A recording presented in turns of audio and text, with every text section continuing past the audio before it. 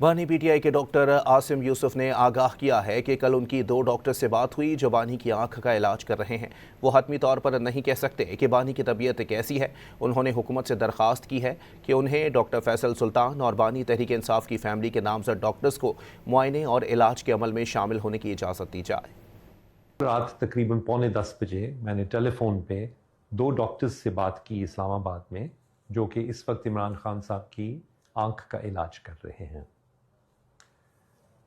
یہ بات تقریباً 40 منٹ تک چلتی رہی اور میں نے اپنے کولیگ ڈاکٹر خرم اعظم مرزا، جو کہ ایک ریٹنل اسپیشلسٹ ہیں لاہور میں، ان سے ریکویسٹ کی کہ وہ بھی میرے ساتھ آ کے اس فون کال میں حصہ لیں اور بات کریں، اور ان کی مہربانی ہے کہ وہ فوراً آ گئے اور انہوں نے بھی اس میں پارٹیسپیٹ کیا۔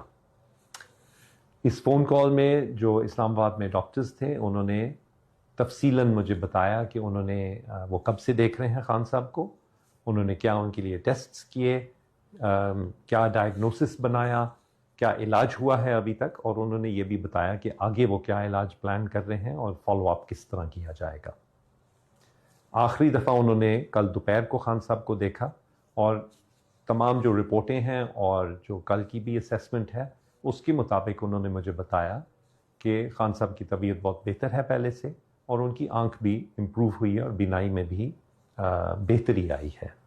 میرا دل تو چاہتا ہے کہ میں یقین سے کہہ پاتا کہ یہ ایسے ہی ہے،